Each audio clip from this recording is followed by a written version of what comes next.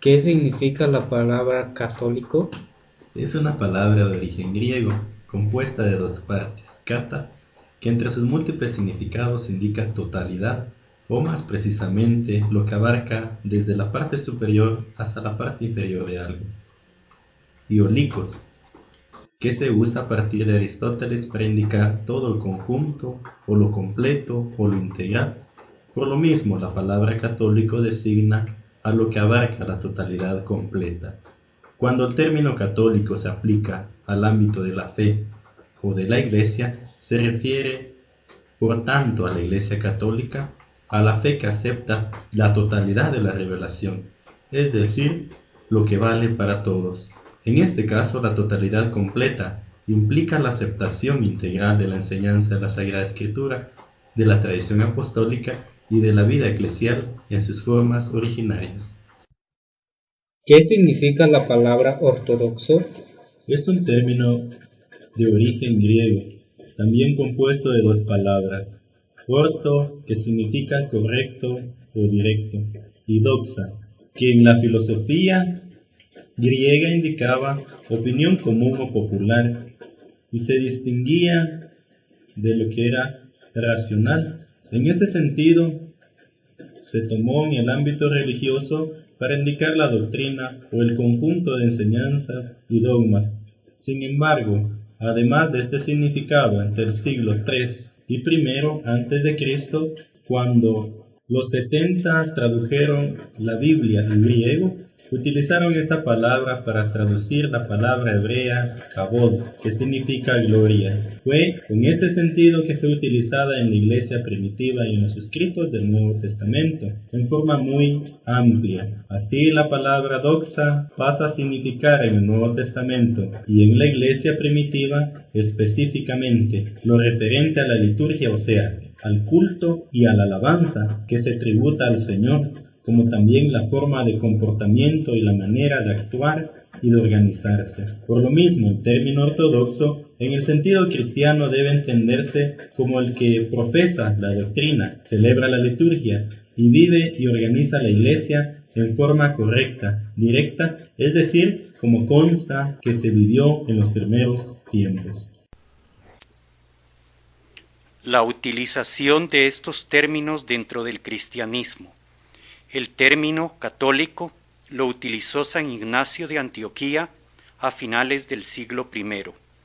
Lo usa aplicándolo a la Iglesia como un término ya empleado para entonces, y lo utiliza también para indicar su ministerio episcopal al convertirse en obispo para la totalidad de la Iglesia de Antioquía, es decir, tanto para los cristianos venidos del judaísmo como para los cristianos convertidos del paganismo, pues hasta entonces había un obispo para cada una de las comunidades.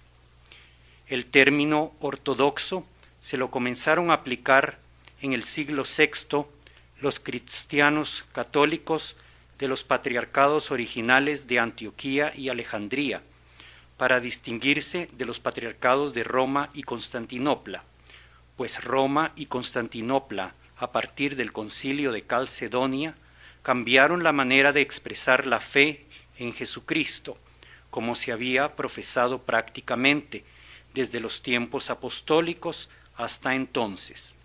En los siglos sucesivos, estos patriarcados cambiaron otras cosas e introdujeron nuevas interpretaciones y costumbres, alejándose más de la ortodoxia, y con el apoyo del emperador romano de Bizancio se comenzó a perseguir agresivamente a los obispos, presbíteros y fieles de los patriarcados originales de Antioquía y Alejandría, y falsamente se les acusó de herejía.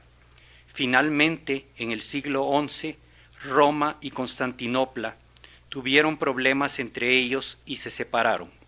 A partir de entonces, el patriarcado de Constantinopla, junto a los otros patriarcados que el emperador romano de Bizancio había creado para tratar de anular a los antiguos patriarcados de Antioquía y Alejandría, comenzaron a llamarse ortodoxos, para indicar que mantenían la fe que se habían profesado hasta entonces, mientras que el Patriarcado de Roma comenzó a ser llamado católico para distinguirse de ellos. Si hacemos un análisis crítico de las fuentes históricas, podemos llegar a concluir que los únicos que mantuvieron la fe, el culto y el sistema de organización en forma íntegra y total, como se había desarrollado desde el tiempo de los apóstoles hasta el año 450, fueron los patriarcados originales de Antioquía y de Alejandría, así como al catolicado de Armenia. De aquí resulta que los únicos que han conservado íntegramente la fe y la tradición apostólica y por lo mismo mantienen plenamente la catolicidad, la apostolicidad y la ortodoxia son las iglesias Ciro-ortodoxa de Antioquía, Copto-ortodoxa de Alejandría y la apostólica de Armenia. El Patriarcado de Constantinopla y las otras iglesias que están en comunión con este son ortodoxos únicamente respecto a la Iglesia de Roma, pero no respecto a la fe de los orígenes. Por lo mismo, aún respetándoles y sin criticarles, es más adecuado llamarles como iglesias bizantinas.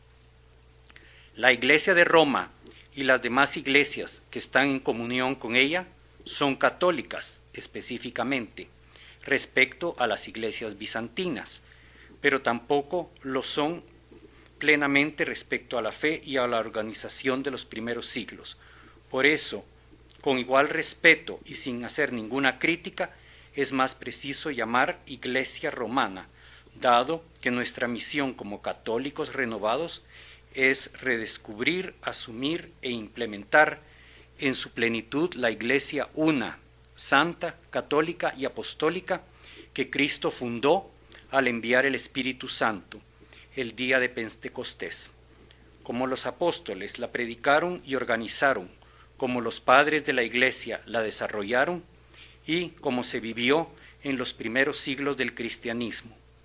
Nuestra tendencia es, pues, a entablar diálogos que nos lleven a la comunión íntegra y orgánica con quienes han mantenido plenamente la catolicidad, la apostolicidad y la ortodoxia. Breve historia de la Iglesia Ortodoxa Ciro-Antioqueña.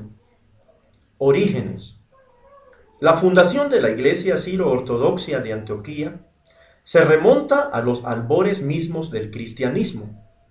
Es la primera iglesia establecida en la cristiandad que reunió a judíos y gentiles convertidos en el nombre de nuestro Señor Jesucristo, y es la segunda iglesia después de la de Jerusalén. Según la historia eclesiástica y la tradición, el apóstol San Pedro estableció el obispado de Antioquía y se convirtió en su primer obispo. Después del martirio de San Pedro en Roma, fue sucedido por San Evodio, como obispo para los judíos convertidos, y por San Ignacio, el Iluminador, para los gentiles convertidos, respectivamente. Luego, San Pedro tiene entre sus sucesores en Antioquía una lista de grandes patriarcas, la mayoría de los cuales asombraron al mundo con su santidad, sus escritos maravillosos y otros logros en muchos campos. Cuando los cristianos salen de Jerusalén, la sede de Antioquía se convierte en la primera iglesia, la más antigua y la más famosa de la cristiandad. Es el fundamento del cristianismo de Oriente y la madre de las iglesias gentiles, así como la sede del cristianismo en Asia. Es en Antioquía en donde se origina la palabra cristiano. Los discípulos fueron llamados cristianos por primera vez en Antioquía, nos dice el Nuevo Testamento, en Hechos 11:26. A mediados del siglo V, al obispo de Antioquía y a sus homólogos de Alejandría, Bizancio y Roma, se les comienza a llamar patriarcas. El patriarca Ciro Ortodoxo de Antioquía era designado con su propio nombre. Sin embargo, desde el 1293, los patriarcas de Antioquía adoptaron el nombre de Ignacio en honor a San Ignacio Iluminador. La sede de Antioquía continúa floreciendo hasta nuestros días con su santidad el patriarca Ignacio Zaqueo I, quien es el 121 sucesor legítimo del apóstol Pedro. Quisiera hacer especial mención de San Ignacio de Antioquía, uno de los padres de la Iglesia de Antioquía y tercer obispo de esta sede. A él se atribuye la instauración del canto antifonal a 2 coros. Durante el tiempo de persecución fue una fuente de fortaleza para el rebaño y compartió el ardiente deseo de sufrir por Cristo. Varias de sus cartas han sobrevivido hasta nuestros días. Se le considera como padre apostólico, los primeros padres de la Iglesia, cuyas enseñanzas tienen máxima autoridad. El obispo mártir de Antioquía constituye, a través de sus cartas, el enlace más importante entre los apóstoles y los padres de la Iglesia primitiva. Entre las enseñanzas más importantes que se encuentran en sus cartas están las siguientes. La Iglesia fue establecida divinamente como una comunidad visible, cuyo fin es la salvación de las almas, y quienes se separan de ella se aíslan de Dios. El ministerio ordenado de la Iglesia fue instituido por Cristo. El triple carácter del ministerio ordenado. En este, el orden del episcopado es superior por voluntad divina al de los presbíteros. Nos habla también de la unidad de la Iglesia, de la santidad de la Iglesia, la catolicidad, universalidad de la Iglesia, la infalibilidad de la Iglesia, la doctrina de la Eucaristía, palabra que encontramos por primera vez aplicada al Santísimo Sacramento. La palabra católico viene de católicos. Ignacio la